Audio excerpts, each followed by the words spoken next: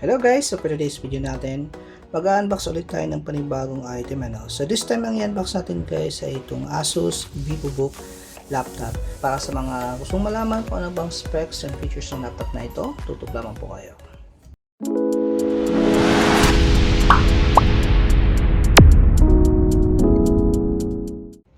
Okay guys, so nabili natin siya sa iTech sa halagang 25,990, so almost 26,000 na rin. So budget friendly siya, and then Ryzen 3 na yung processor nito. So alamin na muna natin guys kung ano yung mga inclusion ng laptop nito. So unbox muna natin siya.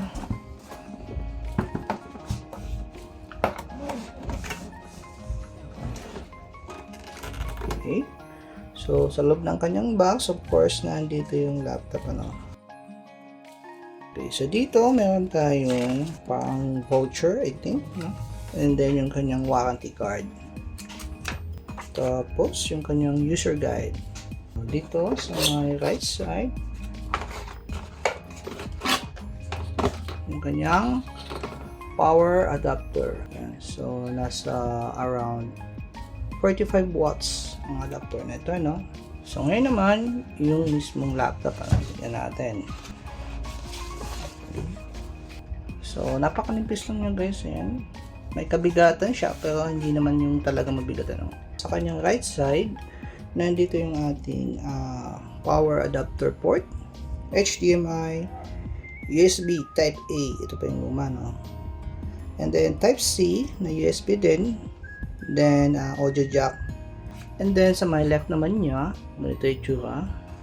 So, may another USB ulit. Additional USB port. And then may mga light indicator dito. So pag nag-charge tayo, iilaw po ito. Ito yung battery indicator natin. So ganito siya. So maganda yung hinge niya. Okay.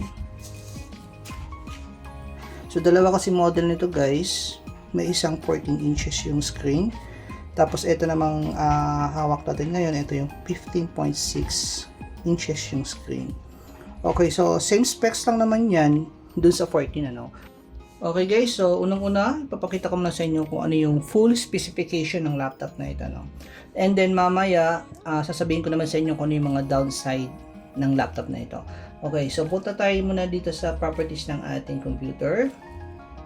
So, itong laptop na ito, mayroon po siyang, again, AMD Ryzen 3 7320U. With AMD Radeon graphics. And then meron tayong installed RAM na 8GB. Okay, so 8GB siya, and since na nag-share siya ng video memory sa ating graphics, so mababawasan yan siya guys. So ang available na lang is 7.28GB. And then yung ating Windows naman, ang version nito is Windows 11 Home. So Home po ito, version niya is 24H2. Tapos yung kanyang storage naman, 512GB M.2 2280 PCIe 3.0 na storage. So upgradable po ito. Meron po siyang another slot. Okay, so dito naman tayo sa kanyang touchpad. Masasabi ko lang, responsive naman, medyo may delay lang. Lalo na pag nag-right click tayo guys. Ayan, medyo matagal siya minsan mag-open pag nag-right click tayo. And then doon naman sa kanyang pagpindot sa touch, responsive din naman, nagbubukas din yung ating app agad. Yung camera naman niya is 720p, ito po yun, with privacy shutter. So kung halimbawa nag-video call kayo at ayaw nyo makita yung sarili nyo, pwede nyo po i-close yan. So na-open po yan. Yan, kita nyo. Gaganyan mo lang. So pag close mo naman, yan. Hindi na kayo makikita yan sa video. Safety din ninyo yan. Kung halimbawa na-hack yung inyong laptop, pwede mo i-close yan kung hindi mo naman ginagamit para for your own safety. So maliban dun guys, yung ating network naman, gumagamit po ito ng Wi-Fi 6E.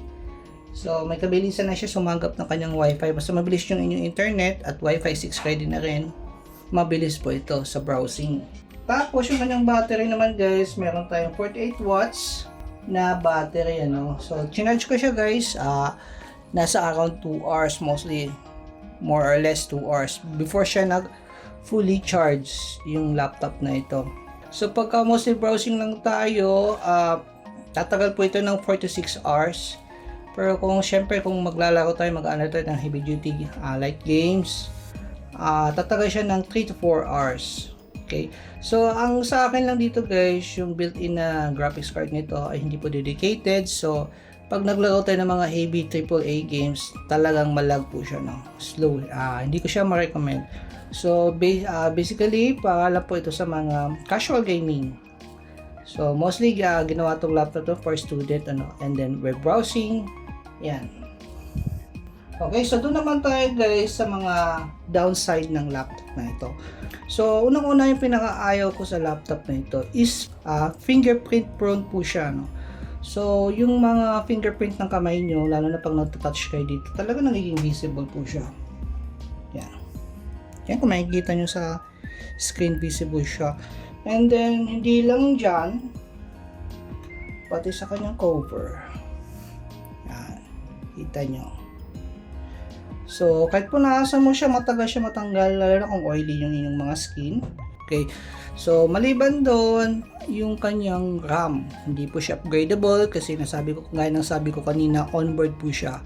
So, wala siyang additional slot for RAM. Kung halimbawa gusto niyo mag-upgrade, talagang naka-fix na po siya sa 8GB DDR5 na RAM. So, hindi siya replaceable since onboard na nga, nakahinang na po sa board.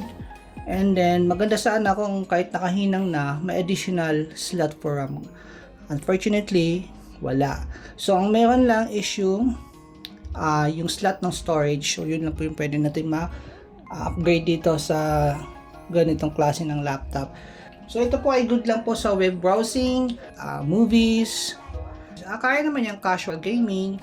So, yun lang guys yung ating quick review para sa Asus VivoBook 15 laptop.